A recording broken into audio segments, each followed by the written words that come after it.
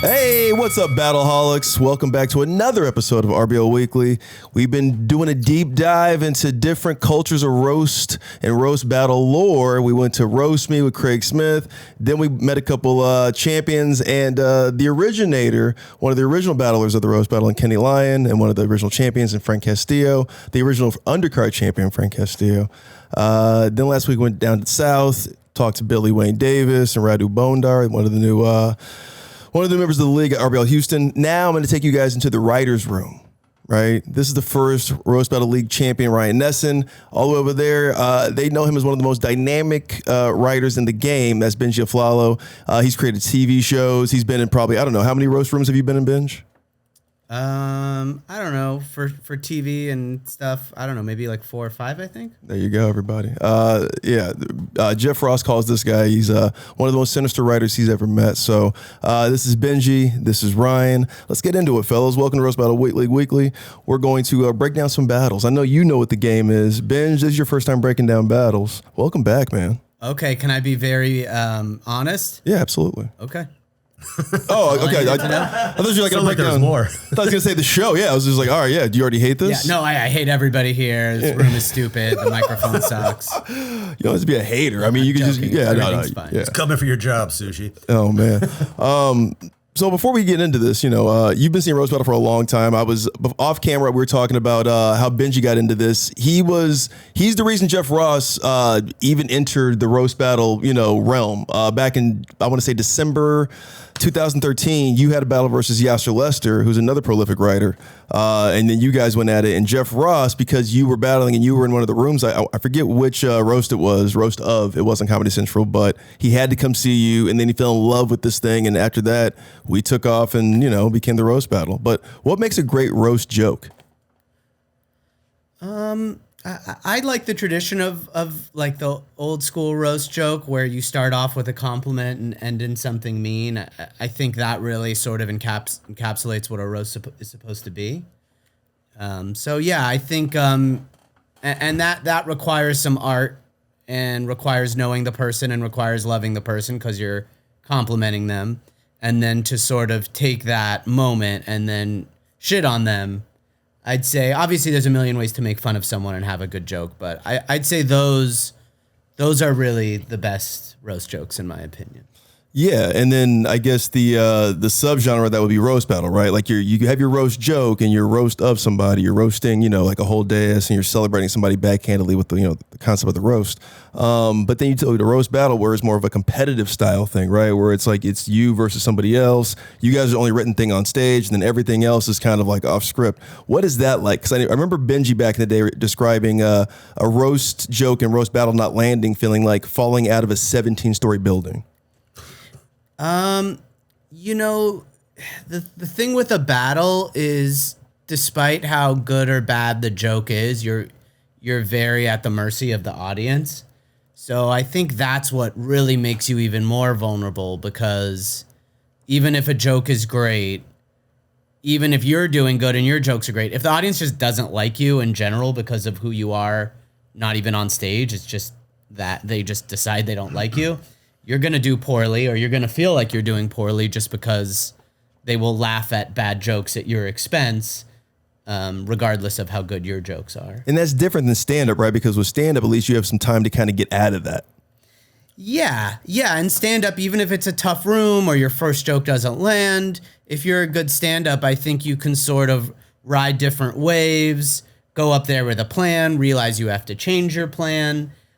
And if you're in like a showcase show where you're going up with 10 comics and it's just a rough crowd, chances are everyone will have a hard time if it's a tough situation.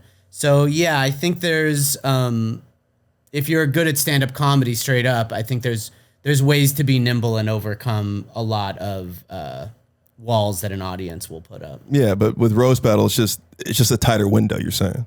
With like time wise, I just think you're more at the mercy of the audience, like even if your jokes are great and the other person's jokes suck, if the audience is retarded and is just, we were just sort of talking about this, and they're laughing at hack shit for the other guy and hating on you just because they decide to hate on you.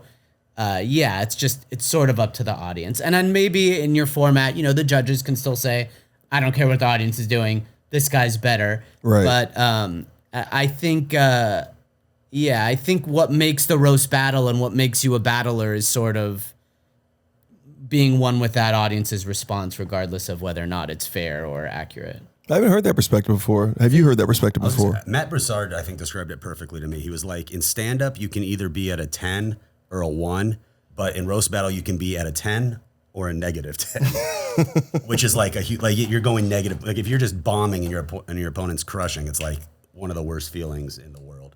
If you want to see that, go watch my battle versus Divya. Well, to his point, like, what is the difference you would say then, as being, you can be nimble and stand up, but then what is the difference between, just spitting out roast jokes compared to like, trying to weave your way through a symphony of a set and stand up? Well, I think to Benji's point is when you're doing a roast battle, you're not by yourself. So they're already going to like one of you more naturally. They're already going to pick someone they want to win before you even tell the joke, it feels like a lot of the time. So I think that's an obstacle to overcome for a lot of people. I mean, I deal with that a lot too. And I feel like one of the ways that people start liking me is when people start talking about my dead dad, then people are like, oh, we feel sorry for this guy now. And then you can see things shift. It's kind of interesting. Such a weak fucking magic trick psychologically. It's just like, oh, I have empathy for that guy, so I have to like buy it. It's almost like that's like a Disney story. It's like it's an age old just film and just a television, just a story concept of just, if I feel bad for this person, I want this person to win now. Yeah. Right? Yeah, exactly. Anyway, let's get into it. Number 7 this week is LA. Number 7, 2 weeks in a row, LA. We got to get you guys to step up. And it's John Luna, his second appearance on the fucking, what is this? RBL League Weekly? Yeah. And then you got Nick Dervasula. Nick Dervasula. Welcome to the countdown, Nick. You're one of my favorite battlers. You guys are going to see why right now. This is John versus Nick. Nick Dervasula, John Luna. Let's roast. Battle! Yeah. Yeah. Let's roast. John is a very hardworking comedian. You could say he's got that dog in him. Yeah, hot dog, corn dog, chili dog, German shepherd. This guy can fucking eat. I feel bad. I literally only wrote fat jokes for tonight, and that is fucked up because he does have a legitimate eating disorder. He's in this order, and that order, and that order. This guy's fat as fuck. Come on now. He's huge. How much guy there is. Yeah.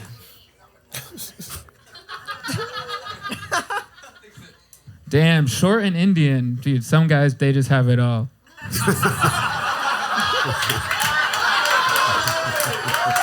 Good. No, yeah, Nick is about 5'9". Nick is a short alcoholic, so his enemy has always been tall boys. Nicely done. Good. You should take 12 steps, fat ass. John's a bisexual who used to play Quidditch in college. Give it up for grid, everybody. John would be the first wizard that needed 4 brooms to get him in the air. I don't know what a Hufflepuff is, but he'll eat it.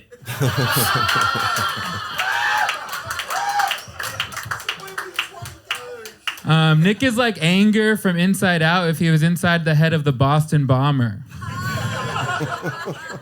Nick joined AA to meet girls because he thought AA stood for Ain't 18. This guy looks like a pedophile who eats all the candy. I don't want to hear it. No, John's doing great, all right? He's actually a regular at the store. Ralph's.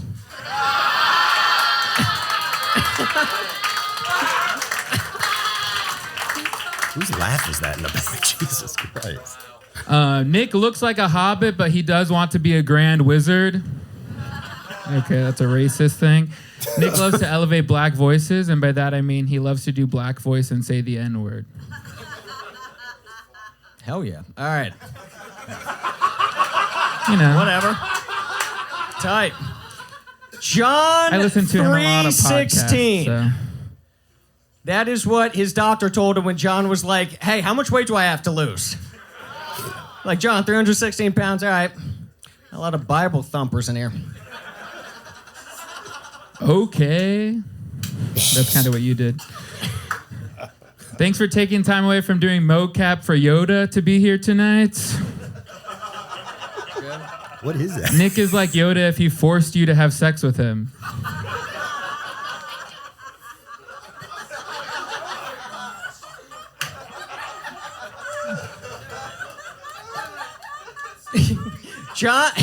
John looks like the guy in the AIDS commercial feeding ducks going, HIV doesn't stop me from having fun.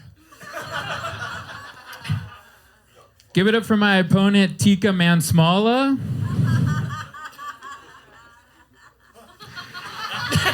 That's a really good joke.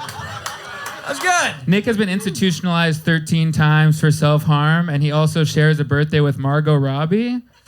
So I guess they're both a part of the Suicide Squad.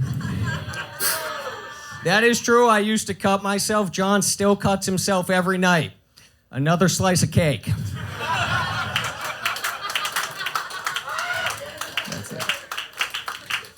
And that is number 7 this week, all the way from Los Angeles, right down the street in the belly room at the Comedy Store.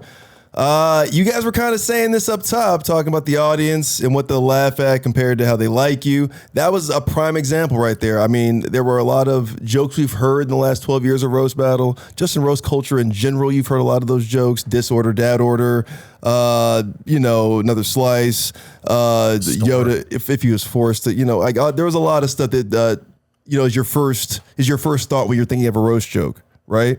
So, I mean, I guess break this one down. Like, that was John's second appearance. John was actually the leading point scorer for the Roast Battle League last season. This is only his second appearance this year, and that was Nick's debut this season. So let's talk about it. Break down Nick and John, Ryan.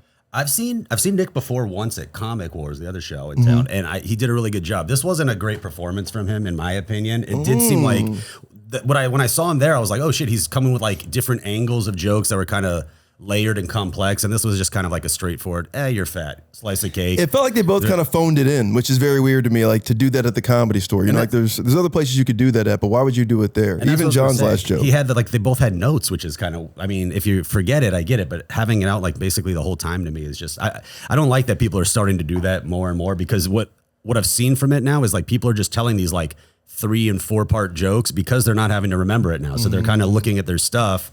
And I don't know, to me, it's like, if you need it in an emergency, take out your note, but don't have it out there the whole time. It's almost like we should just take away the electronic phone, because that brick you have in your hand does kind of take away the awareness you have with the audience, or the connection you have with the audience. If a paper, I feel like a paper or a note card or even like a clipboard, just for some weird reason, because it's more traditional, like psychologically the audience just adapts to it better than like having a phone in your hand. Yeah, maybe.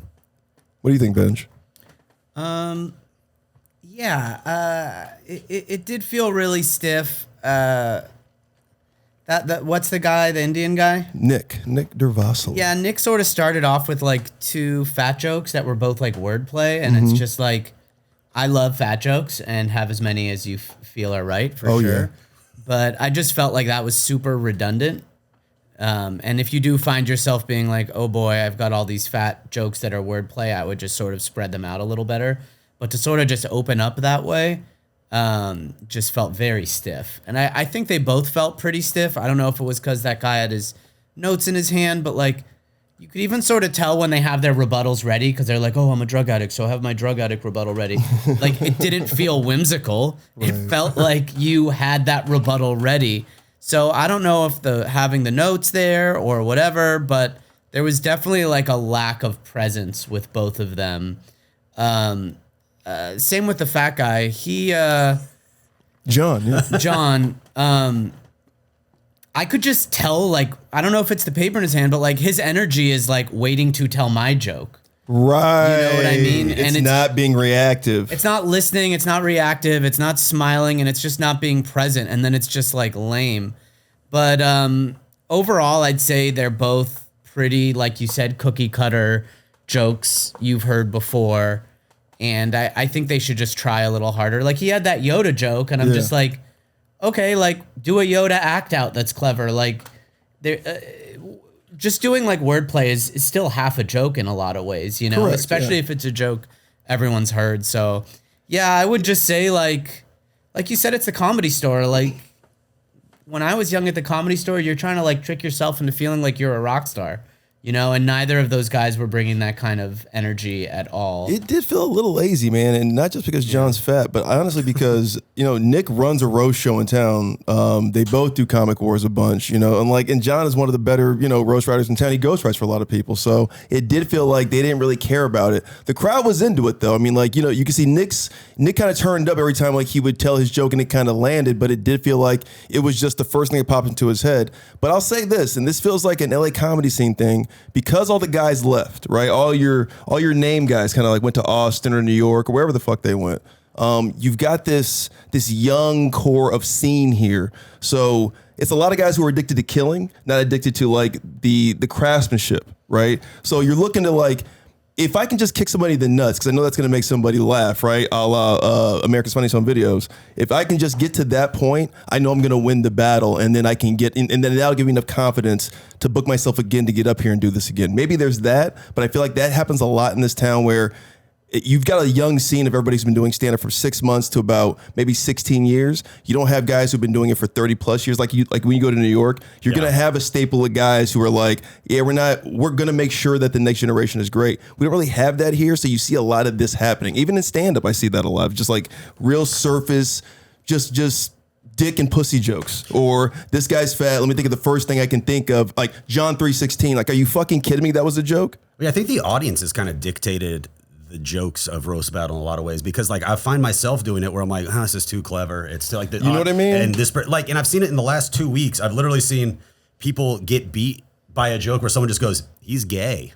And that's And it's the audience is just "Oh my God, it's the best joke I've ever heard." And that's what's training these audiences now in the Austin scenes or this scene. But you don't see that a lot in New York. They still have some of the hardest jokes I've heard in the history of this show. I almost feel like we are devolving a little bit out here because we don't have those same guys. I blame the judging too a little bit. I think the judges have to like you were saying, have to take control at a certain point and be like, that joke wasn't a joke. You just called him gay. The audience is wrong on this one. That's the whole point of a judge, is to take control of that situation. In my opinion, I don't know. Yeah. And not to be the old guy saying the thing old guys always say, but I disagree. I don't think they're trying to kill. Those aren't two guys who are trying to kill. Mm-hmm. Those are two guys who are getting stage time, hoping to get a clip out of a joke. Neither of those guys had I want to crush energy. And I'm not even saying it's about the jokes there. I'm just going energy alone. Neither of those guys were going up there with I want to crush. It's that Gen Z lazy energy. That's what it is. Something. I don't know. All right, we can't make this the old guy podcast. All right, that was number 7. In my number day. 6, Bay Area. A couple of virgins on this one. 2 first-time appearances. Babasha versus Stoyan. None of these guys are even allowed in this country. Stoyan Yepadizabiev. I know I messed that up, but it's both their first times on this podcast. Bay Area is now ahead in the West at number 6. They come ahead of 7. It's like the Padres and Dodgers right now. Right now, the Padres are up. I don't get it either. Bay Area is beating LA right now for the first time in league history. They are ahead of us at this late in the season. Let's get into it, Bay Area. Bava versus Stoyan. Let's roast. All right, Stoyan's going first. Bobby is going second. Everybody make some noise for this battle.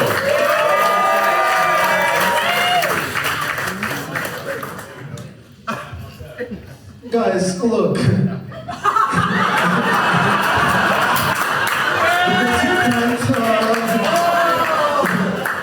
Brother told me his favorite music band is this K-pop band called Blackpink, which is funny because that's all he sees.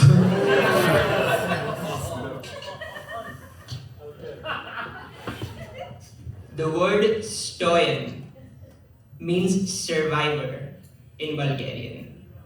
His parents named him such because they didn't know he'd get into a roast battle with me. He had to go pee before the battle. I also wanted to go pee, but it's fine. I'll just piss all over you on stage instead.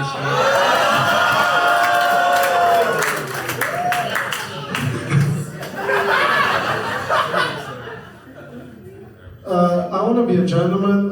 Bobby, your zipper is down. I made him look, okay? He's not really blind, he's just, okay. Give it up for Smell Patel.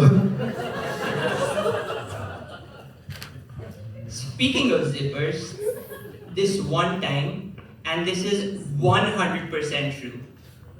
Stoyan went to a comedy show and performed only in green thongs. I was at that show, and let me tell you, I've never been more grateful to be blind. First of all, I looked very nice, and guys, you know what they say? Love is blind. Bobby also says that to the women he sniffs at bars. But yeah, go get pussy. Yes, baby, I'm blind. Don't worry.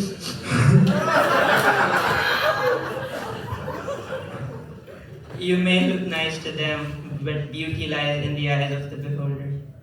Remember that. A lot of women are worried that abortion rights are under attack in America. But let me tell you, in Bulgaria, you have much better abortion access. And yet you get things like Stoyan. Now, don't get me wrong, they did try. Now you know what he's a survivor of.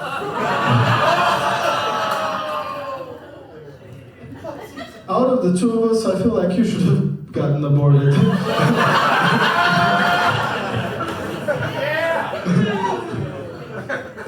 Guys, if you think being a blind kid in India is tough, try having a heightened sense of smell in India.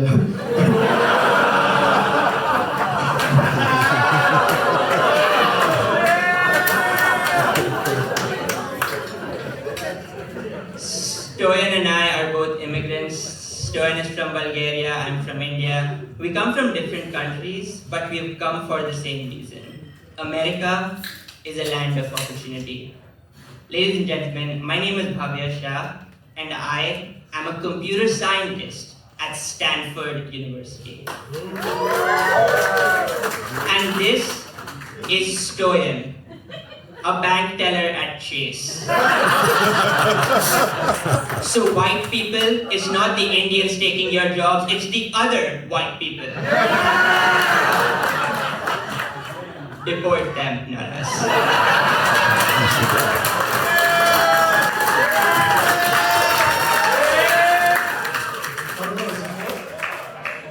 One more?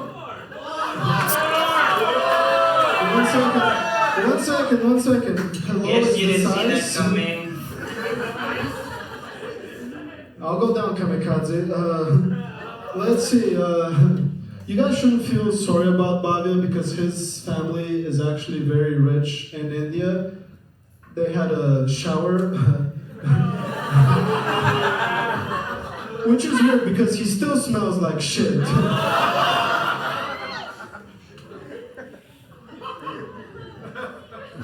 As a Bulgarian, how does it feel to not be hot enough to be Austrian? Or smart enough to be Greek? Or rich enough to be invaded by Russia?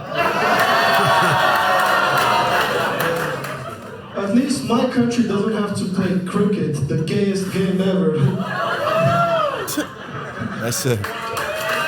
That was number 6, Bay Area. Babasha versus Stoyan. Very hard to pronounce last name from Bulgaria.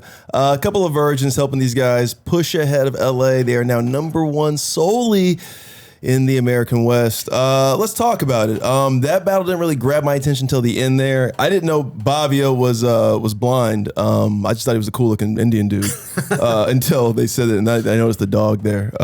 Real Slumdog service shit. Real service dog millionaire there. What do you think about that one?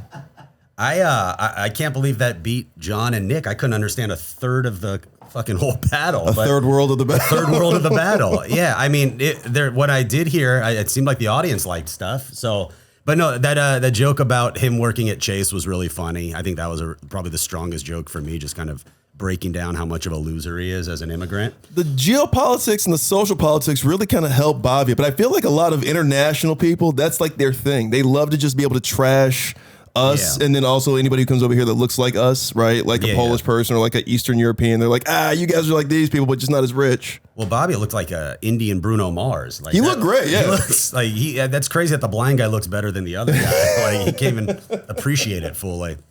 Yeah, Trash Ketchum. That's what he looked like. I would have liked more look-alike jokes from Bobby. Oh, Jesus. That'd be very funny. Would be Benj, hilarious. come on. Have you ever seen an Indian battler in a roast battle? Probably. I'm sure Jay Mandiam has done it. Oh, that's fucked up. Isn't he Indian? Yeah, he's not blind, though. Oh, He said Indian person, not blind. Good point. I thought I said blind Indian. yeah, I thought it was much better than that first roast for sure.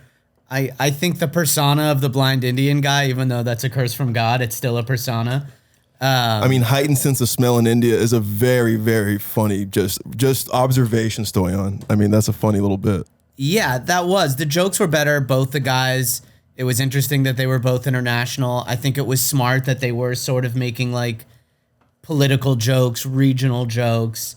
Because again, it's like I'd love fat jokes, but you just can only do so much. You can only do so many blind things. So I thought that they were just like digging into other areas, just added more texture and depth to their roasts. And yeah, they were really good. I'd say the Bulgarian kid should cut his hair, dress better, stop reading from his phone. And I think that would be really good for him. But besides that, I thought they were good. And they were both present. You could tell their retorts felt more grounded. That's very funny you're saying that about the blind guy. What? They both felt present. Yeah, they did. Yeah, I mean, He wasn't I hear looking you. at his phone. Right. Yeah, I know exactly. And the stillness of the blind Indian guy like really added like a thing to him. Because even at first I'm like, this guy seems stiff, and then I was like, oh wait a second. But there's something kind of interesting about just a blind person can't pace, or they shouldn't. I don't think, unless they're super. I don't know, unless they've done a dress rehearsal or something on the stage. The dog's just showing him where to go on stage. Right. Oh my God. Well, I'm now imagining like someone with like a Sebastian or Chris Rock level pace when they're on stage, but they're Just blind. blind. I don't even know how you do that. They would fall off the stage every time. Well, even if they were good at it, you'd be bit. too concerned. Right. So there's like netting around like the stage every time. It's just not worth it. If Like you're a blind, iPhone just factory. stay at the mic. Like the suicide net thing. Yeah, I think it would distract. So, but overall, yeah, I thought they were way better than those other two, and that being their first roast, I think that's great, and I could see them doing well one day. Oh, that was their first. I thought you were just saying they were both virgins, which I believe too. I thought that's what you were saying. I was saying this last episode, and they thought the same thing. When I say virgin, I mean virgins in the roast battle. They've never been on this show, so like it's their first appearance, their virginal appearance on this show, inaugural. Chill. But yeah, I'm assuming they haven't had sex either the way they look and probably smell. Stoyan had a really funny go get pussy. That's such a funny like saying, because like the Indian guys usually like DM girls, hey BB, show me pussy, you know. All right, anyway, let's go to number 5. Let's go all the way back to Tokyo. Welcome back to the Countdown Tokyo. This is Akari. She's 3-0 this season. It's her first appearance in the Countdown versus Josh Adams. Not that Josh Adams, but this is also his first appearance. Let's go to Tokyo. A couple of new virgins. Josh Adams versus Akari. Let's roast. Josh, let's roll! Josh looks like a capybara. When capybara soaks in an onsen, it'd be Instagram worthy. When Josh soaked in an onsen, tsunami warning. Topical.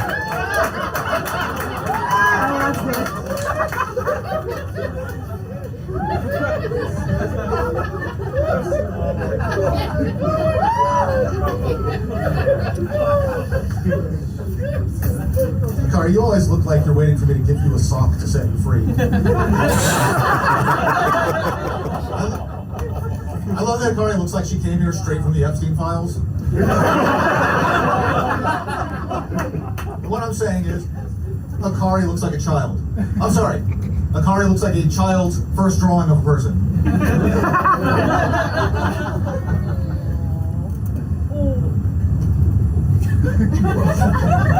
Sorry, I couldn't understand what this Florida man said.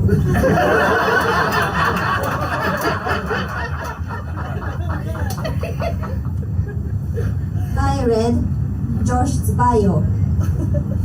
He has PTSD. Then Why is that funny?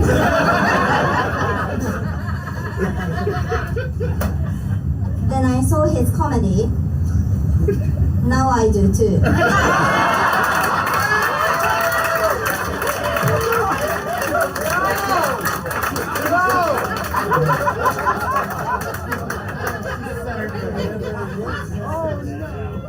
I thank you, Sailor Moon Face.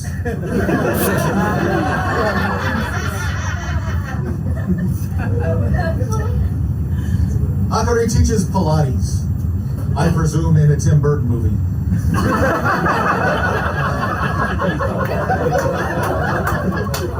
Which is strange because I was certain that she works at a massage parlor that gives unhappy endings.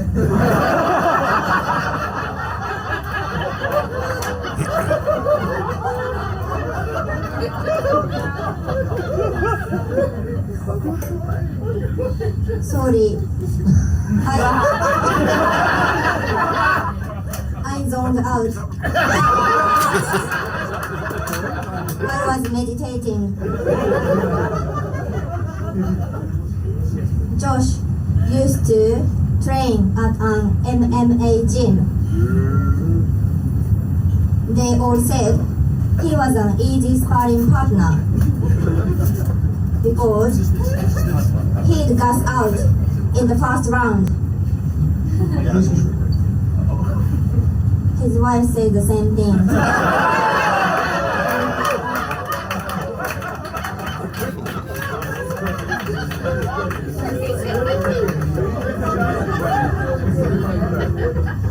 What did you say to my wife? Also, aren't you and Pinky supposed to be taking over the world right now?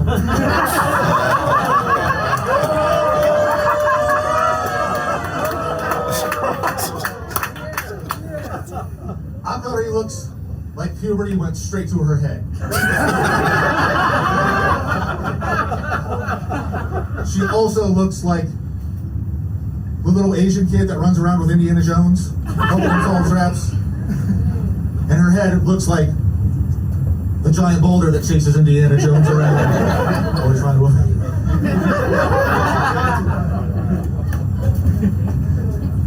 Thank you. It's where I store my good jokes.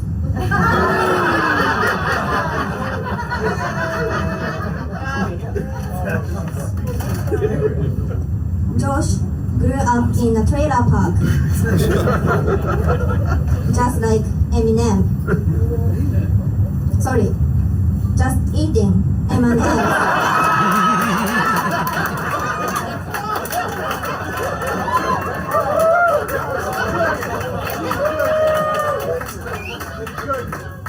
Lose yourself?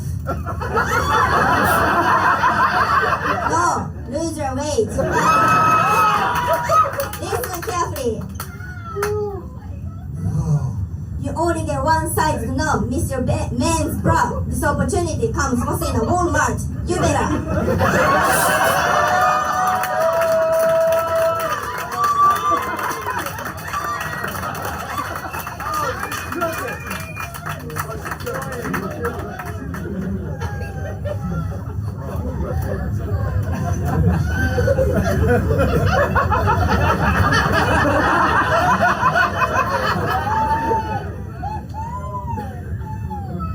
Sorry. Nope, that worked for me. All right, fucking. Thank you for that, Yoko Slow-mo. Akari is shaped like a number 1. And she's a 1, but she could be a 10 if you just add a strong 0.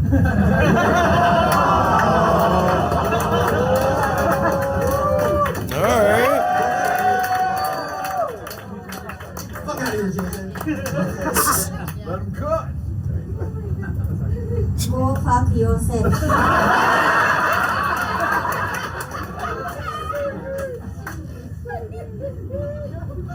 Josh is so forgettable. And I came up with an easy way to memorize his name. Jerk off so hard. Yeah,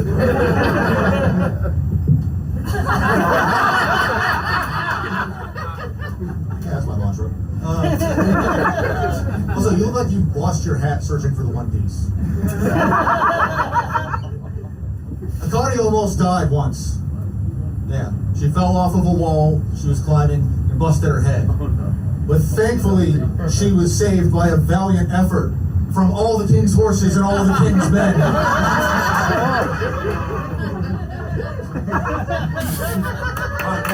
And now that's the number 5 battle coming all the way from Tokyo. Hey, September 12th through the 14th, the Tokyo Roast Fest. Myself, Ryan Nesen will be out there. Come see us, Japan. We're jumping to take over. We're going to Godzilla the fuck out of that place.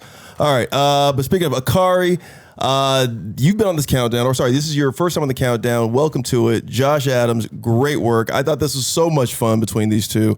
I just love when Japanese people can speak English because they have such a fun way their cadence and they speak the language. You know what I mean? It's almost like an AK-47. It's got like a staccato-ness. Yeah. Yeah. Trailer Park, Eminem, comedy. I like the rapping. That was pretty cool. Yeah, she's cool. But that's fun, man. These guys have been doing it for about 8 years, but you can see why they all have their own kind of style. Even the expats over there kind of adapted to the style. But that was Akari and Josh Adams. Break it down. I thought it was awesome. First and foremost, I think it's a testament to what makes a roast battle good, especially when considering these people aren't celebrities. You don't know their life story. You don't know their IMDb page. You don't have a frame of reference about movies or shows they were in or a relationship with them. When you have something like a fat white guy and a little Asian girl, you're immediately brought in, and it has this inherent dynamic that makes you interested. And the moment they start talking and you're like, she is such a Japanese person, and you're like, he is such a fucking Peter Griffin white guy. Oh my God. And it's awesome. It was awesome. So I think that really goes to show you that I know you are limited with who's available and who wants to do it and who's scared and who isn't, but it really goes to show you that if you can just make the battlers interesting and not have it just be two white guys, or not have it be sort of two brown guys and one's gay and one's making fun of gay people and fat people is good. Yeah. But when you see that, it's like it gets you immediately. It keeps you the whole time. So yeah, that's what really stood out to me. And then of course the Asian girl was so great. Like you mentioned, her cadence is just, there's an element of it where it's perfect. Like you think for a moment, right when you're like, oh, she's milking it too long, she's right there. Yes. Like she is riding that wave to the centimeter, and it's so precise, and it's great. And he had really good jokes. They both had really good jokes. Her little quick add-ins where she's like, sorry, fuck you. Yeah. Like it was great. And it's not of their culture. Like that's really taking on an American dynamic, you know, just being like, fuck you and this and that, because their whole thing is sorry, or just, you know, I want to respect you. And that's just really getting into the American mindset. I mean, she's holding a stuffed, and she's looking like an Asian girl, How right? was that not mentioned once? You know what I mean? Like she's like, it looks like him basically, you know, she's holding it, you know, and it's just, it was so well done, I thought. And the fact, this can't be said enough, and I know Joe DeRosa said this on one of the episodes in Austin at the Mothership, but he says the fact that English is their second language and they're coming and doing this thing that is primarily English, right? Yeah. It's like, that's another element of that makes it hard. And then they're nailing it like this. I mean, speak to that point. Well, it seems like, because it is, I don't know who the audience breakdown is of these things. Is it mostly expats that are living in Well, yeah, in that specific comedy club, because it's an English-speaking one. So, yeah, you're getting expats, or just like people who work in tech, or just like, you know, video game people, anime people, you know, whatever it is out there, you know. Okay, yeah, but it seems like, because I've seen a few of the battles now from Tokyo, and there is like a few battlers with the same kind of like heavy Japanese accent, and it always crushes in that room. Which is, because I know out here it crushes, like an accent is like steroids in the States. Like if you have like a strong, like, I mean, Jack is fucking hilarious no matter what, but the accent takes it to like another level of funny. But, you know, she backed it up with the jokes as well. And, you know, a Japanese person really dealt with a fat man that night for that. So that, yeah, somebody's like, let him cook. I was like, it's hibachi. sir. Like, you know, any regional stuff. But that was number 5. That was Tokyo. Welcome back to the Countdown, Tokyo. Love having you guys on the Countdown. We'll be out there in September. That's in about a few weeks. And let's go to number 4. You were just talking about Jack Traynor, a legend out there in Scotland. We'll probably be seeing him very soon. But let's go all the way to the Edinburgh Fringe for our first Edinburgh Fringe battle. This is number 4 on the Countdown. This is Stuart Kennedy from Barcelona, who's a Scottish dude, versus Lucha. Now, Benj, this is a Scottish luchador wrestler who was a Patreon Zoom battler who's now rose through the ranks now and is now battling at the Edinburgh Fringe versus... this is at the festival. Yeah, this is at the festival. Oh, wow. Yeah. So, how many of these did you do at the festival? They did 3 of them. They did 3, like every Sunday at the fest, they would do them. Oh, that's and they've been doing it for almost a decade now. Oh, really? Yeah. They've been doing it for a long time. I didn't know that. But yeah, it's the camera quality's awesome. I can see James Regal in the back right there judging. But yeah, that's Lucha. He's a Scottish luchador wrestler, and Stuart Kennedy, a Scottishman who's now down in Barcelona. So this is Barcelona versus Scotland. Let's roast. You guys ready? Right, calm down. This anorexic Santa is Stu Kennedy. I only call him Santa because he looks homeless.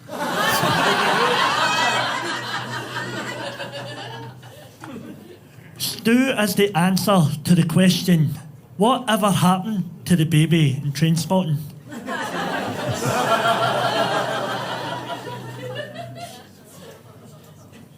Give it for my opponent, Brett the Hitman Short, everyone.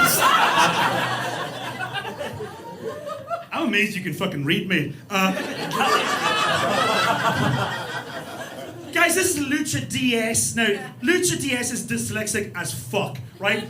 He originally wanted to call himself Lucha Dyslexic, but he got 2 letters in, had to give up. Stu is originally from the Isle of Lewis, because that's what we need. That's what we need in this country. More men from an island that should be on a list. Stu originally left the Isle of Lewis to escape the backwards religious intolerance, so he moved to Glasgow. Fucking hell, mate! Where did you go on holiday? Gaza? It's lovely this time of year.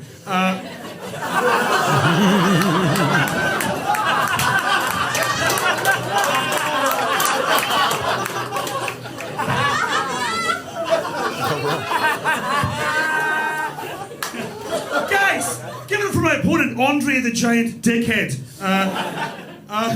Right. Lucha loves wrestling. You might be able to tell. Lucha loves wrestling so much, it's hard to tell if he cried or had a wank when Hulk Hogan died. It was both. Lots of... It's going well with one of the judges. A lot of wrestlers die young because of steroid abuse. The only steroids this guy's done is for his fucking skin condition under that fucking mask. That's right, I'm a wrestler. And in wrestling, I'm what you call a high flyer, whereas Stu looks more like a flight risk.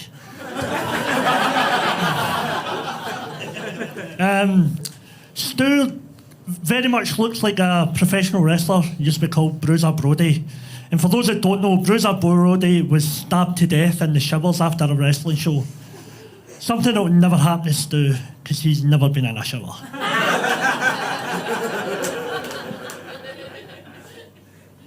That's what that smell was the whole time. Guys, give it for my opponent, Chris Benoit. I've got a stupid voice.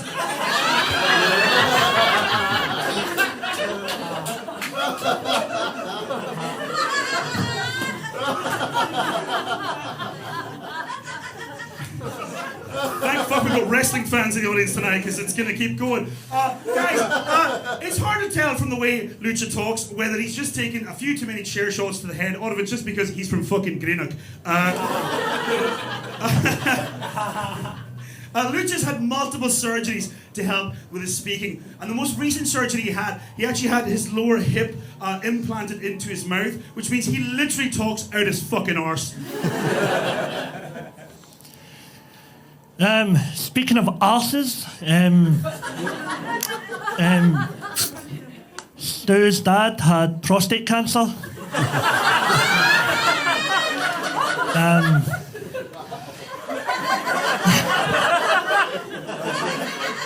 Stu's dad did have prostate cancer, but Stu is still the fucking worst arsehole in the family. Stu actually done a full show at the Fringe about his dad's prostate cancer. Where did you perform at? Stage 4?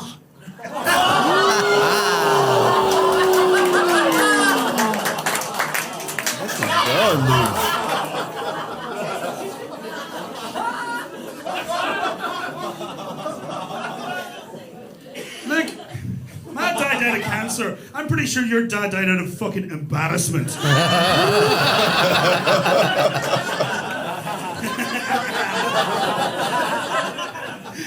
Guys, give it for my opponent, John Cena, a lot of jail time.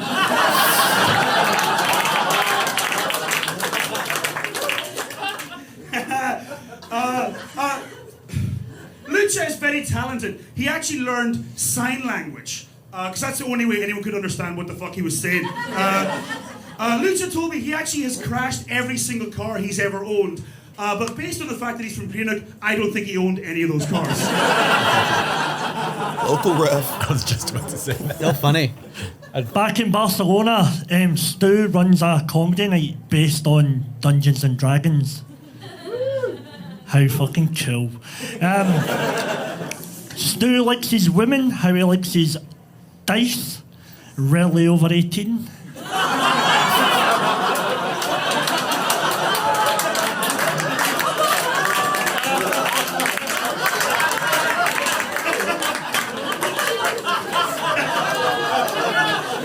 Oh shit. That's the face of the guy who knows that's true. You're a funny fucking bastard. Guys, give it for my opponent, triple X chromosomes. There's a theme here. Lucha decided to wear a mask so that no one would know who he was. I don't think the mask was necessary, mate.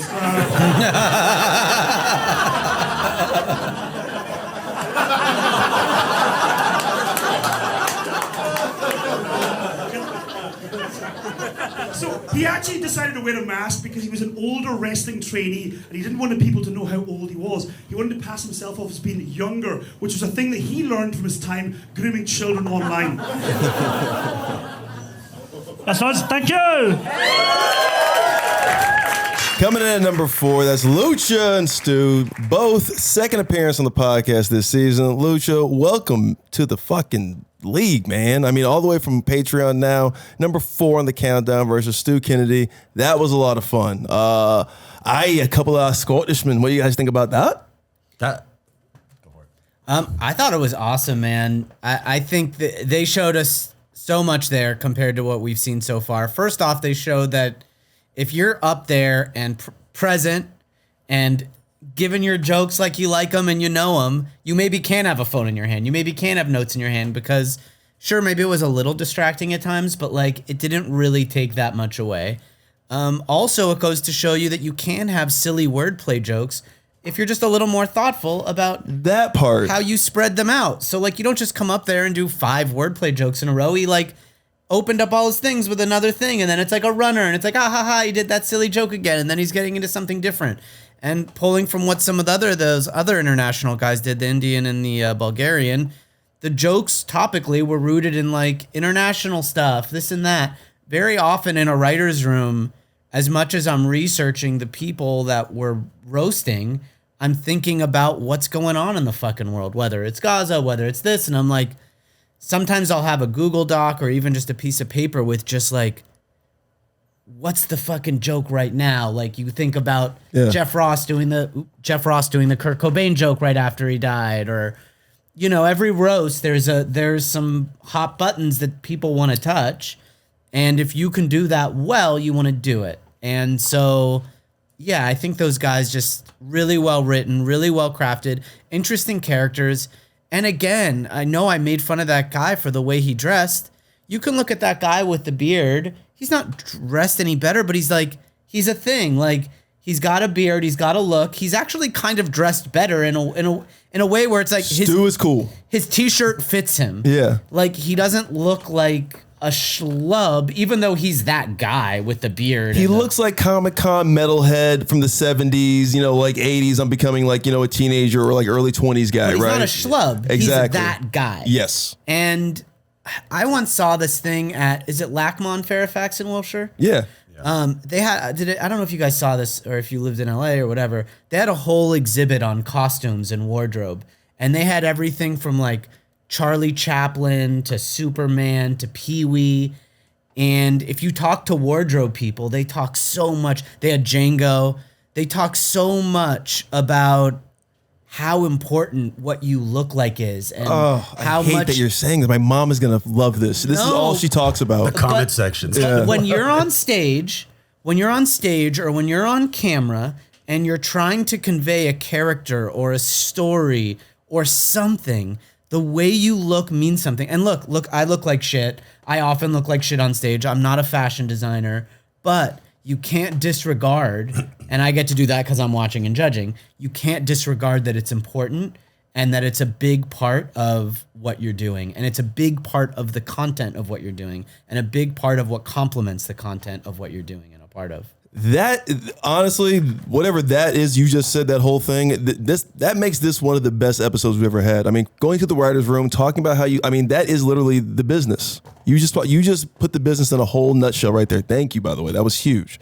What did you think about this? I mean, you've seen these guys before, and Scotland has that style where they do runners of jokes, like 9 jokes in one thing. Yeah. And these guys, like Benji's saying, complete polar opposite the way they look, right? I mean, like you got Stu, who's just, big gray beard, Grizzly Adams type of thing. And then you've got Lucha, who sounds like one of the first battlers ever, Josh Martin, but he's Scottish, and he's also a wrestler who's been bashed in the head too many times with a kilt on. Yeah, I'm not convinced that he is not Nate Welch in a mask yet. I haven't seen him in the same room, but that goes to show that the international battlers, it seems like no matter what they look like, are telling smarter jokes than the United States battlers at this point. I mean, that stage 4 joke was great. Really I've had a version done on me, not the same joke at all, but the stage 4 joke was fantastic. And then, Rick Rubin had a couple great jokes in there as well.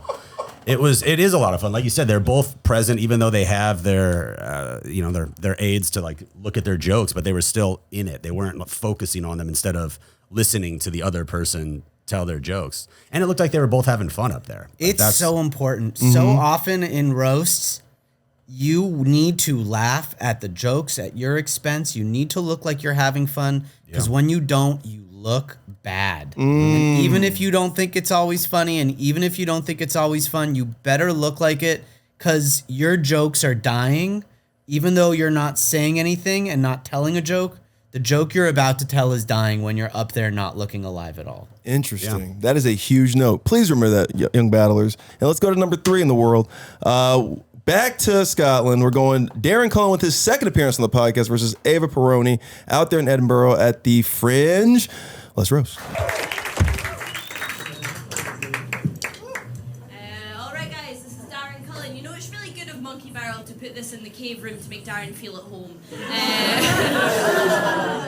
Darren's just come over to Scotland. I asked him what he had for dinner to see if he tried out any of the local cuisine, and he said, "Me forage for berries." Guys, this chubby cherub is Ava. Ava comes from a family of travelers. Christmas was a big deal. Every year her dad would put on a red suit, get on his 9-horse carriage, shimmy down a chimney and steal everybody else's presents. He really put the Nick in Saint Nick. The only Christmas bells Ava heard were the ankle tags on her cousins.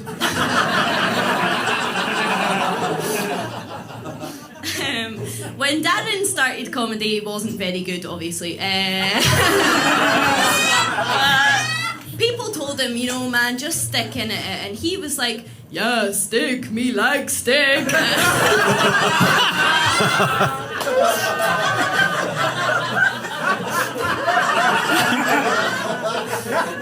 Darren is really into clubbing, but how the fuck else are you going to kill a saber-toothed tiger? That's good. Guys, Ava identifies as a lesbian, and the lesbians identify her as an ugly one.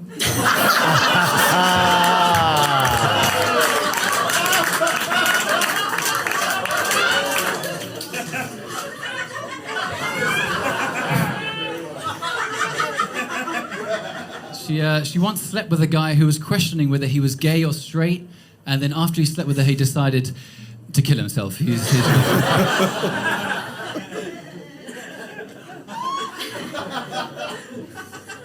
Darren has a dog, he has a whippet, which is coincidental because that's exactly what he does whenever his girlfriend steps out of line.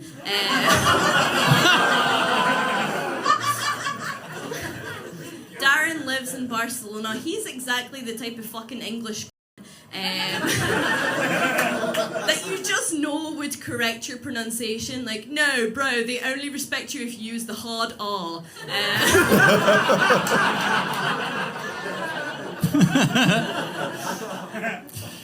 Ava also comes from a family of an Irish family. They were in the IRA. Her grandmother actually organised the Easter Rising. And Ava rised up once to answer the door for her Deliveroo. Her ancestors put on a uniform and took on the crown. And Ava binge-watched the crown and put on a few pounds. Mate, they'll fucking get you. Watch out.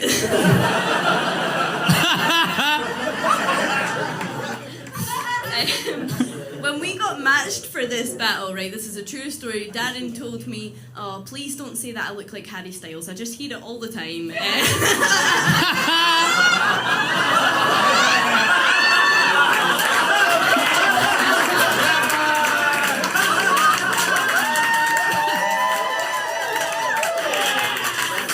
Oh, you fucking delusional cunt. Definitely not Harry Styles. Maybe Liam Payne now. This battle's awesome.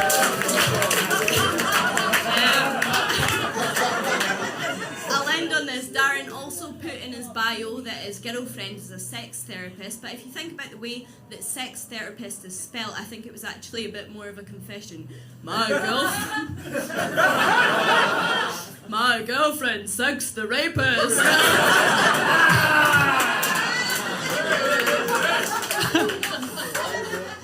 Liam Payne is funny. You look like Jack Harlow if you shopped at Asda. Ava's parents met when they got arrested together. Her cousin was convicted of murder, and her herself was charged with arson. Is this your family history or the opening mission for GTA 6? I'm confused. Her cousin was known as the last rights killer, and Ava is known as the lesbian that smells like Greg's.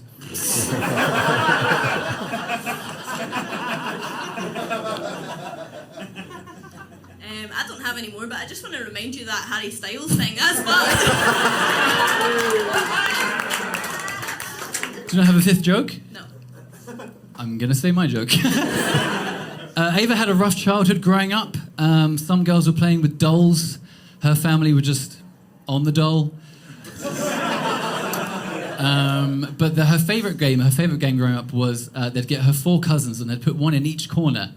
And then Ava would drop a bag of cat in the middle and they'd all rush in and fight over it. And that was called Hungry Hungry Jippos.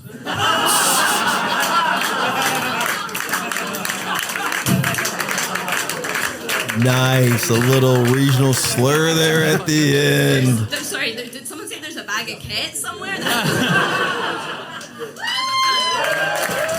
That's how you do it. Number 3 in the world, we went back to Edinburgh, back-to-back spots in Edinburgh. Scotland versus Barcelona again. Darren, Cullen, and Ava Peron, both their second appearance on the podcast. That was a lot of fun. I'm surprised that's not the number 1 battle. I mean, I'm excited to see the next 2, but that's how you do it. That's kind of textbook of, I don't know if they're friends or not, but they look like they were friends. There was the theme that Ava had. I mean, like, Darren looks like a stretched out version of Ava, or Ava kind of looks like Frankie Muniz if he was a lesbian, like full transition, like Frankie Muniz, right? Yeah. A lot going on with those two, but that was a great pairing. Darren has always had solid jokes. That was my first time seeing Ava, her second appearance on the podcast. But the theme of calling him a caveman every time, and it kind of got to him. I didn't know like that would be the thing that get to Darren. Everything else of like, oh, you're this broke London guy who lives in Barcelona now. You can't act. You get the sex therapist girlfriend. You kind of ran through. But calling him a caveman really kind of like hit a nerve. Yeah, that was weird. It was a funny joke, but seemed like pretty innocuous as far as like severity. And he did kind of take a step back, and then like when the second one went, he was just like, "Oh, okay, we're doing this again." I guess it's just his lizard brain reacting to it. He went full caveman on it. I mean, yeah, that was a lot of fun.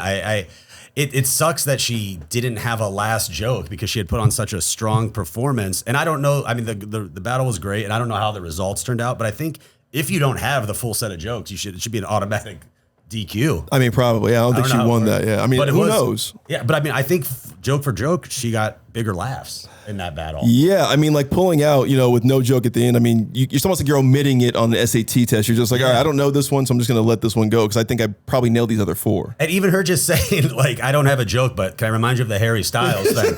That got like a decent laugh, which is, like, I almost thought it was a bit that she had going. When she said delusional, and then everybody's like, hey, almost like it's like a chant they have there. It's almost like they're swag and surf. You know what I mean? Yeah. Benj, what'd you think about this battle? This was pretty good. I didn't think she had a lot of jokes. I did think the caveman thing was cute. It was cute to see her enjoy it. Yeah. But yeah, no, it was fun. Yeah, they have got the same hair. They look like half siblings or something. And yeah, it was good. All right, so this is another Darren Cullen battle, back to back. This is Darren versus Aurelio Lova down in Barcelona. Let's roast. Ding, ding. So this is Darren. Darren is from London. And I love London, especially the underground. And except with Darren, I gotta mind the gap between your fucking eyes. When Darren and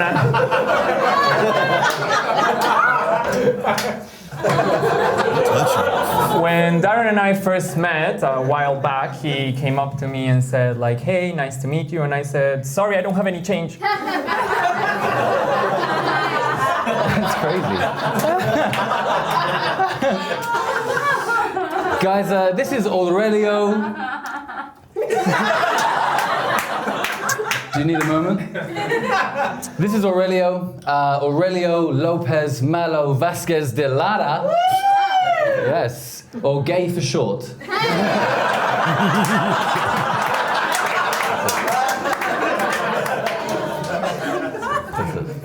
Get it out. You would know. I didn't consent.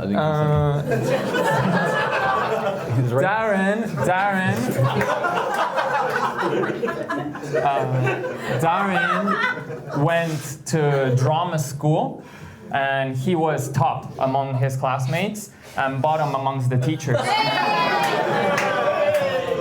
Yeah, but since then his roles haven't been, that big, unlike his nose.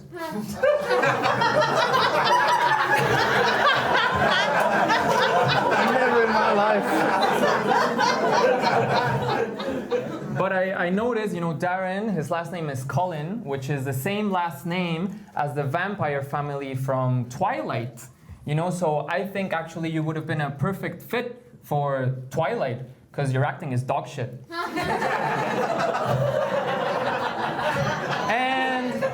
And I fell asleep before you finished. Oh no, Darren's bad at fucking a guy. Oh no. Think about what you're laughing at. I thought you were an ally. Guys, Aurelio studied actuarial mathematics at school. He taught himself how to code. He's a scientist. So he's actually very, very intelligent. And yet he still chooses to be this way.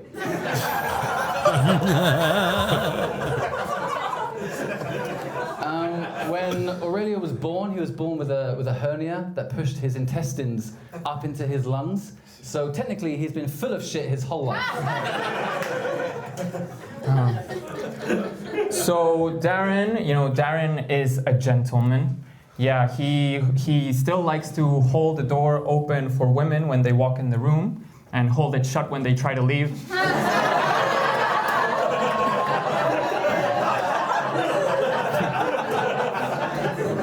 But actually, Darren now has a girlfriend. Yeah, she's a sex therapist.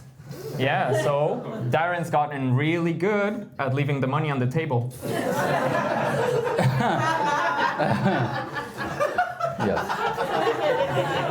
My girlfriend is a sex therapist, and you are what she would call a lost cause. That's what it is. Guys, this is exactly what J.K. Rowling has been talking about.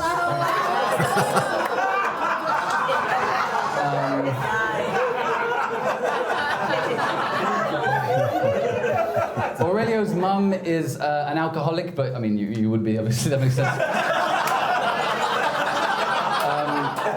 And Aurelio himself had to stop drinking because he started to become an alcoholic. He would drink and just get blackout drunk, which is also his grinder preference, black out and drunk.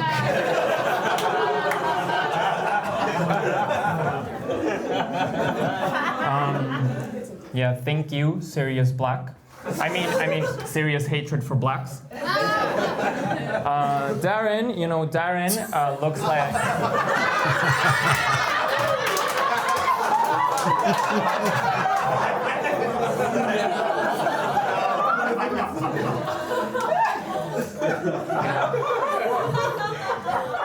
Darren, you look like you'd go gay for pay and go broke. But Darren is actually quite kinky. He likes to look in the mirror when he's having sex. Because he can't fucking believe it's happening either.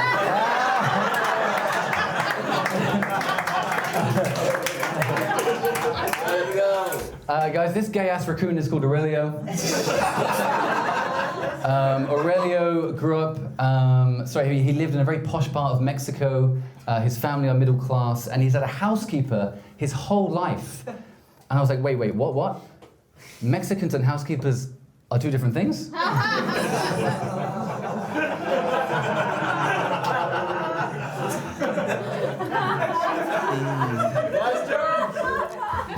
So you may guess by looking at him, but Darren is constipated.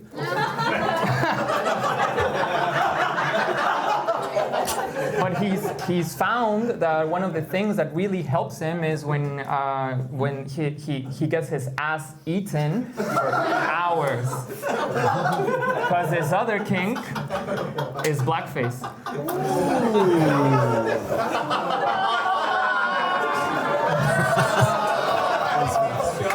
No. But Darren actually does have intestinal issues, and once he couldn't shit for 2 weeks, and it's actually a hereditary condition. His mom once couldn't shit for 9 months.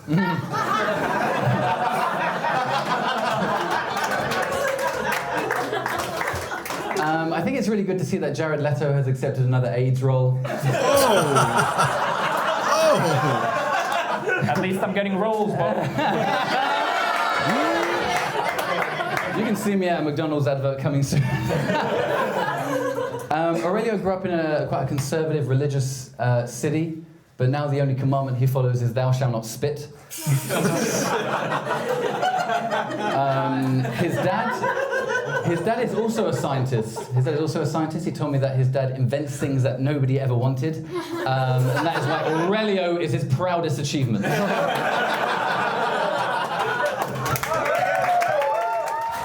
Wow, coming in at number 2, solely Barcelona, Aurelio Lova and Darren Cullen with now his third appearance, his second and third appearance, both on this episode. That was interesting. I had never seen anything like that before. I'd never seen Prince battle.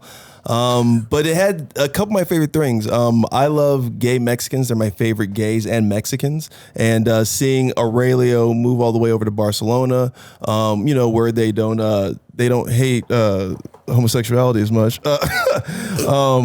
It's fun for me. I thought that was a very well done battle. They liked each other. They started a little slow, right? But it got into it. And again, Aurelio looked very good. We're talking about appearances. Aurelio was dressed to the nines, right? He had the skirt, he had the flannel with, I don't even know what that was like. Was there buttons? I couldn't even tell. I don't know. It was the mullet. I mean, it was just very, because Mexicans are doing the mullet thing now very well. So he also likes a party in the back from No, they like a party in the back. All right. Yeah. Just because they're smuggling drugs usually. I was talking about because he's gay. Oh, okay. Yeah. I was talking about muling, but because he's Mexican. But anyway, let's just get into this, man. What do you think about this battle? Number 2 battle in the world. That was a lot of fun. That was a good battle. I mean, Darren always has great battles whenever he's out there.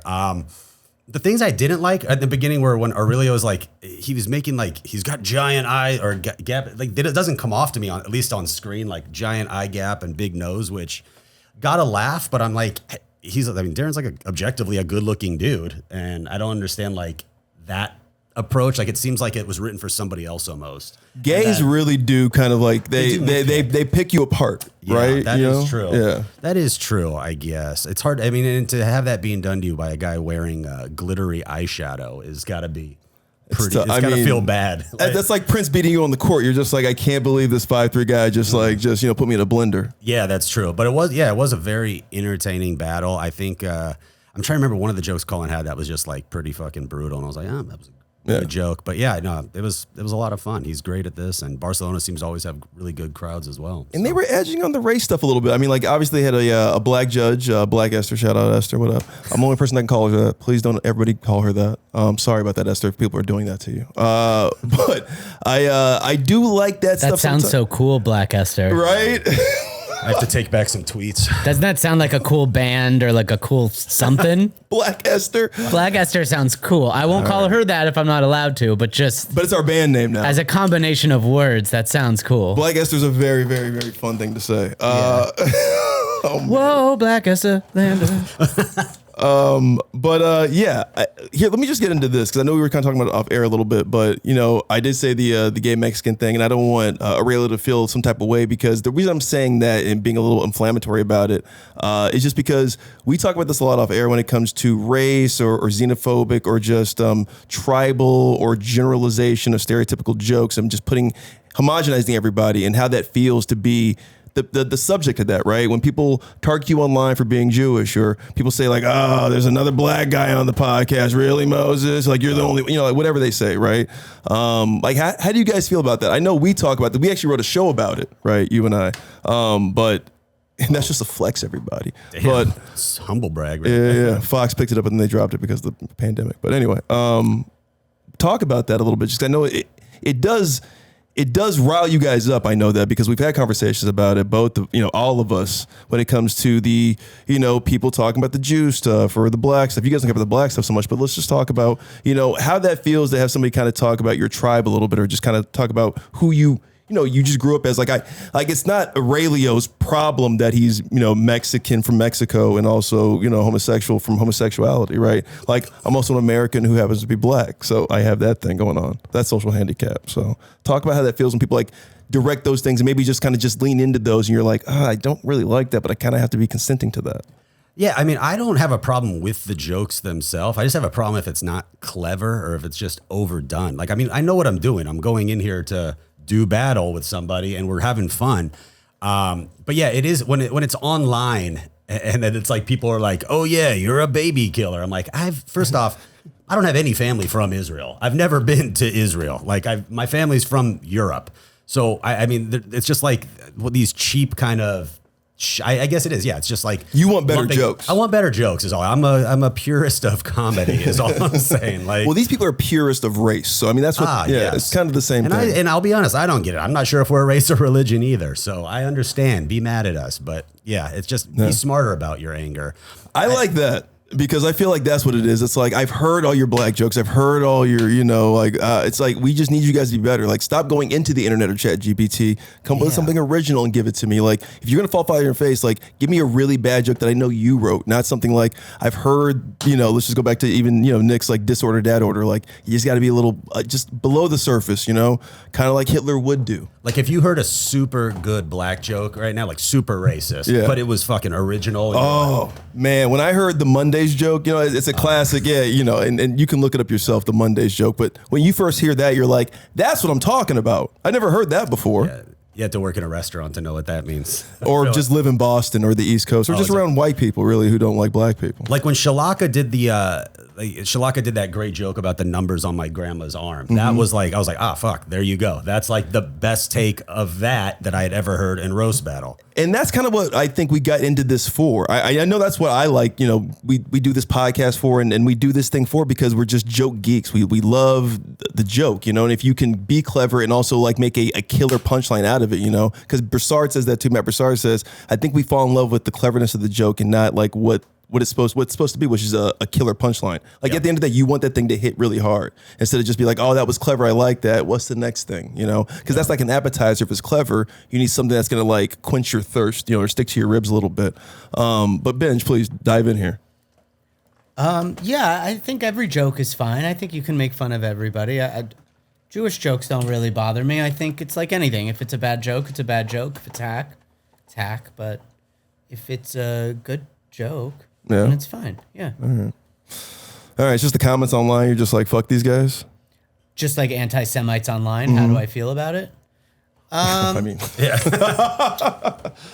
do you like chocolate? Yeah. It's all. I think there's a lot of it. And I think I try not to engage with it too much. I also try not to engage with the really pro stuff either. Not that I'm not pro-Israel. I just think the internet is just a place to sort of. But I think when it comes to this form, right? Because we are allowing the nuclear weapons of language to be said, right? So we're going there with some of these jokes. Like we're inviting and consenting a little bit to, some anti-Semitism, some black racism, some misogyny, all the stuff, xenophobia, all the stuff. The problem is I think these people online think they're a part of it. Like as far as there it is. Yeah. Like I'm not going to say that, but it's like black people can say the N-word, This is like other people. This is like other Moses people can say Black Esther. Yes, he can say Black Esther. People on the outside are trying to like say that to us when they're not like, you're not putting yourself out there and like letting people see you at your most vulnerable, for a lack of better words. So they just kind of like to pile on. It's almost like people like trying their own stunts. It's almost like, but they're taking the best parts of the stunts. They're just like, see, I can do this too. And you're like, no. I broke my bones doing this. And you're just kind of like picking and choosing where to like, do your flip, if you can even do it, kind of a thing. I mean, if that makes any sense. I mean, everybody in the comment section thinks they're a better roaster than everybody who's done roast battle. Yeah. All right, fellas, it's time for the number one battle in the world, all the way in New York, back-to-back number ones. These guys, they do this every season. They seem to end the season with a big long streak, and they usually have their best battlers kind of anchoring their the end of the season for them here. This is no different. This is Andrew Manning, the number one ranked battler in the world, versus Jacob Williams, his first appearance on the podcast. Jacob's from Wild 'N Out. Know this cat from a long time ago. He's a fan of roast battle, and I know that Andrew wanted this. They kind of look alike. Let's just see what happens here, man. Let's roast. All right. Cool. Thank you all. Keep it going for older, weirder me. I mean, I feel like I'm fighting my looper right now. This is like he came back from the future to tell me to be more generous around Christmas time or some shit. This is crazy. Jacob is from Kentucky and went to college in Wisconsin, if you're wondering where he got all that pizzazz. You might know Jacob from being the cringy white nerd on the TV show Wild 'N Out, and also on this one tonight. That show was huge for Jacob. It was a really big opportunity for him to meet black people for the first time. Yeah, I do look like I time traveled here to tell Andrew to quit comedy and that his dick still isn't going to work. Yeah, Andrew's unemployed and didn't go through puberty, so yeah, much like him, his dick doesn't work. But he used to work at Panera. He does still spend a lot of time tossing salads. But okay, hard edits.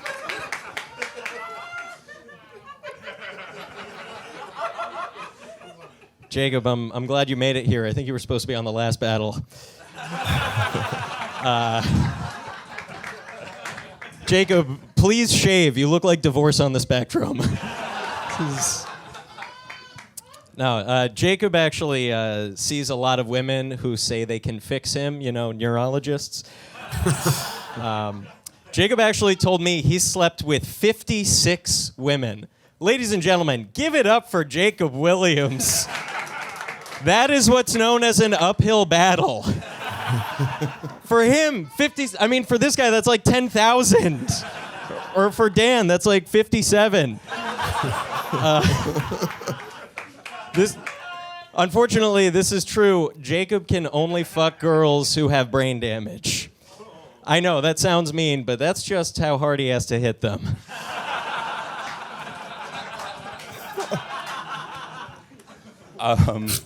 Andrew looks like a Dunkin' decaf soy latte that became a real boy. He's actually from a very white part of Connecticut called Connecticut, and he also has allergies, so he's intolerant of lactose and minorities. But much like his clan hood, he's also in the closet. Doesn't Andrew look like he goes to glory holes just to make friends? All right.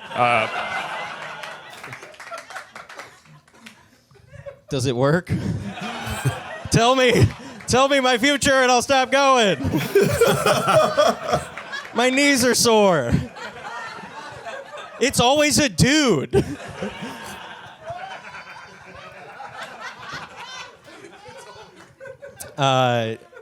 Looking at Jacob makes me feel sad. Yeah, I mean, it does. He looks like a fan of Magic cards who's never been to a gathering.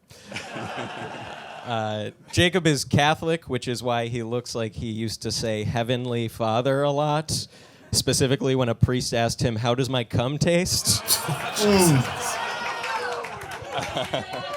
Jacob is so shy. He's the only boy that the priests were like, "You got to speak up, man. It's no fun if I don't think you're going to tell anybody."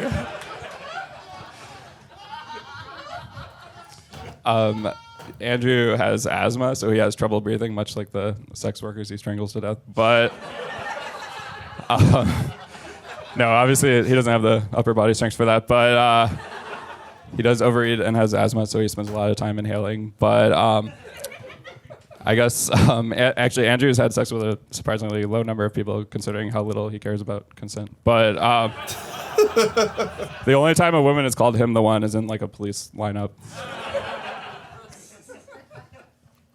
I love that you're calling me a racist. You low energy creep.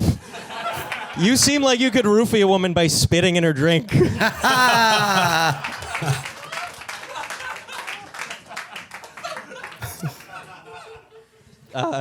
Despite everything about Jacob, I love that he still has the confidence of a person.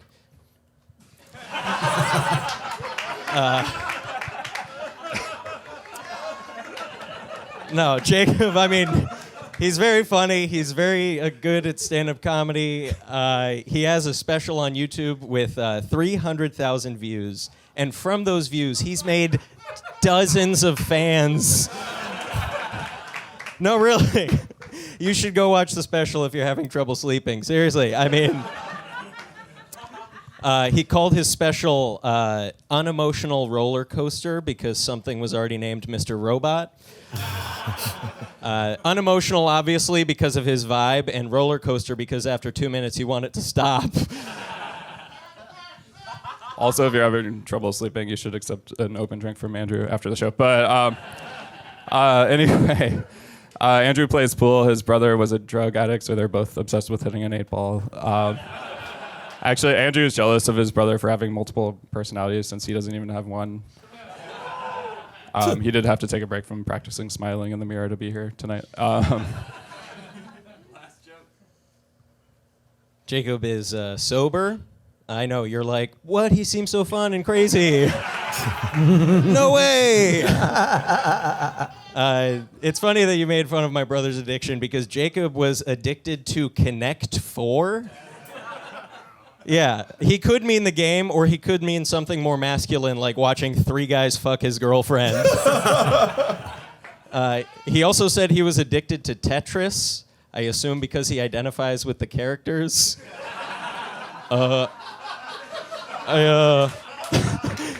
Also identify as a square that doesn't fit in anywhere.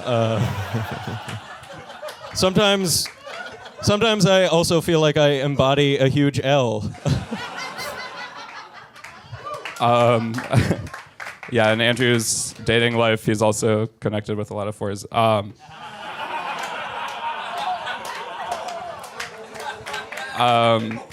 No, I know we have to wrap this up because Andrew's AI girlfriend gave him a curfew. But I guess Andrew's handle is Andrew Man Thing because he asks kids to handle his man thing. Also, I'm actually neighbors with Andrew. He's very friendly. He's always going around saying like, "Hey, I'm Andrew. I'm a registered sex offender." Number 1 battle in the world, all the way in New York. Jacob Williams versus Andrew Manning. Andrew Manning, the number 1 battler in the world. You battled that guy. You know how this goes down. That was Jacob's first appearance on the podcast. Also, yeah, his first battle I've seen. I like the way that guy gets down just as a stand-up and a performer. I've worked with him before on Wild 'N Out. He's got this like old school Nick Swartzen. Have you ever seen like Nick Swartzen's old stand-up? That's kind of his like whole thing. It was the it's just like a real nonchalant kind of, am I, aren't I? You don't really know my sexuality. There's a certain style that guy has that I appreciate that reminds me of an old style that Nick Swartzen used to have that made him like a killer back in the day as a stand-up. Yeah, it's like everything sounds like a throwaway joke. Correct. The way he's delivered, which is kind of like Kevin Nealon in a way. Like he'll do that too. And then just out the side of his mouth say the joke. But that was fun. I honestly, I don't think I thought that was the number 1 battle. I don't know, committee. That was a tough one. I mean, we're geeked about Jacob Williams, and obviously we love Andrew Manning, and those are great jokes by Andrew, but that's not going to carry the whole episode. I mean, they were better battles. Yeah, I agree. I think Darren Cullen's Barcelona battle was a lot better than that one. Versus Aurelio, Stuart and Lucha actually were really, really good. I mean, I liked Ava and Darren, so I mean, that one was a little underwhelming. I mean, that might have been number 4 for me, but I'm not in the committee, so and obviously, right now the Bay Area is ahead of everybody, so I don't know Is that what's happening? Is it just the Bay and New York colluding together? I don't know. What, it really is. Yeah, it's Dan and Josh, and they're basically going back and forth of all right, you're number 1 this week, and you'll be number 6. That way, Moses and LA doesn't think we're fucking colluding. But all right. And don't get me wrong, LA was where it belonged, and this correct. Yeah, Luna and Dervasula didn't really bring it. I mean, but thank God they got us on the countdown. I guess at one point. But as far as number 1 battle is concerned, Andrew Manning, you never seen Andrew Benji. I heard you laughing at a few of those jokes. What'd you think about that battle? I thought it was good. I agree. I do not even close to number 1 for me. I'm not familiar with those guys, but I could tell immediately. I'm like, okay, these guys are seasoned comics. You can tell by the jokes they're making that they're a little more based on their voice and a little more subtle and stuff.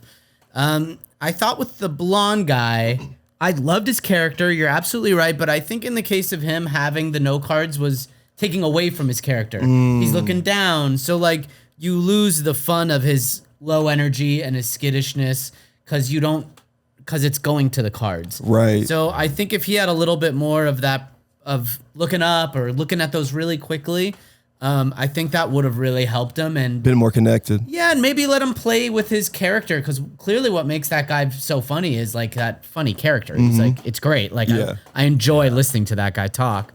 And then the other dude had just some really funny, clever jokes. But again, I could think of at least a few that I thought were better than that. Yeah, that was but that's number 1 battle in the world. That's New York. I mean, how do you feel about this?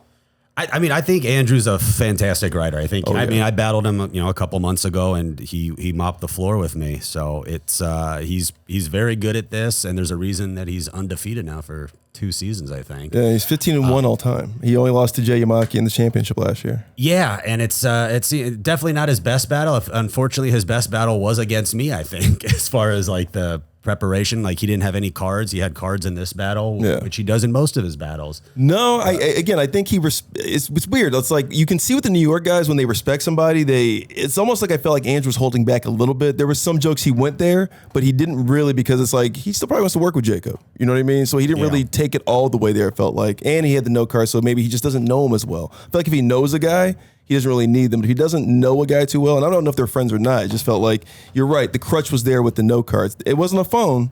Yeah, it wasn't no cards. So, and that's his third number one of the season. I mean, the guy's only getting better. So the skittish guy won that?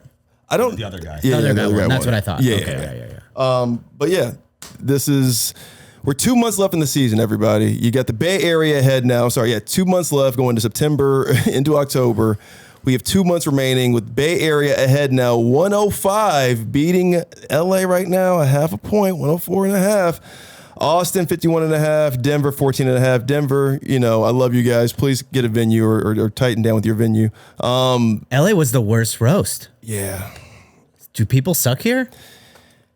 No, there's a lot of roast shows out here. You got Comic Wars, you got Noyoris. I think you got some open mic roasts around here. So there's a lot to choose from, and it feels like they aren't treating the comedy store. The one show that literally has the stakes, they're just not putting the effort in anymore like they used to. Like the golden age started in LA and New York, and now it seems like New York is still taking it seriously, as to where LA is, you're getting jokes like this or that order. Right. It feels like New York is taking it more seriously than they were like 3 years ago or 4 years ago. They're like coming back up. There was like this. Yeah, it was just like London and us for a little bit, and now it's like London just doesn't do enough shows or whatever. And all their big guys have just, they're all doing Edinburgh one-man shows. So anyway, and New York, I mean, they're running the whole league with 114.5 points. Chicago 90.5. Get your image releases in, everybody. You don't want to hurt yourselves in your league. Get your image releases in. That way you guys can be on this podcast. That way we can show you guys' countdowns. We can't show your battle without an image release. Cleveland 43.5. Atlanta, you guys need a venue too. I'm sorry. Denver and Atlanta, it makes sense. You guys are only 14. You guys got to get your venues tighter. Internationally, leading the whole international division, you've got Barcelona at 69. Scotland's right there at 53. Vancouver and Toronto with 6 each. Shout out Canada, 51st state. Over in the East, Manchester, no shows the rest of the year, so they've stopped right now at 46.5. Let's see if they can hold at 46.5, or if London, Tokyo, and Sydney. Tokyo just got their first points in a few weeks on the podcast, so maybe they make a drastic comeback. We don't know. But right now in the wild card, it's LA, 104.5 points, with Chicago in second with 90.5. Then obviously Austin and Cleveland. But then that international wild card I'm excited about, because I don't know if London, Tokyo, or Sydney are going to overtake Manchester in that division, because right now the international wild card is pretty locked down with Scotland at 53 points. And then you got London, Tokyo, and Vancouver. And then being relegated to the WRBL, which will be renamed next year. Right now it's Sydney. Sydney, I know you guys have a hard time getting your shows together. So you guys might be in the WRBL next year. Sorry about that, because right now it looks like Toronto and ATL, who doesn't even have a fucking venue right now, are beating you guys. All we need to do is get maybe 1 or 2 battles in, and you guys won't be relegated to that fucking WRBL. Do you want to be in this league? We need the buy-in, you guys. We got some things going on you might want. I'll be in Toronto with this cat September 12th through 14th. Tokyo. Whatever. Tokyo. It's Toronto, Tokyo. It's a pipeline. Very similar. It's a pipeline. Drake's been there. Both places. All right. Anything else? Anything you guys want to plug? I know you got this sweet. Oh, you don't get it. No, come on, let's do it. Let's plug it. Guys, I'm so Jewish, I sell wallets. This is my business right here. If you want a cool MagSafe wallet, you can pick one of these up, bndtla.com. They do really cool shit. Look at this. It goes on your phone, and then it also pops up like that. So thank you, Moses. I appreciate my wallet shout out. Yeah, no, we have a fan base. We have 130,000 people. Go buy one. Use promo code, I don't know, fucking RBL50 for 50% off. There you go. I'll give you 50% off. Yeah, DM Nesen for 50% off for this wallet. That's actually, how much is it? $250? No, like $70. Oh, nice. All right. Benji, anything to plug? Just email me. I sell better wallets than him. That's true. I actually ripped off his design. Love you, Channing. Let's roast.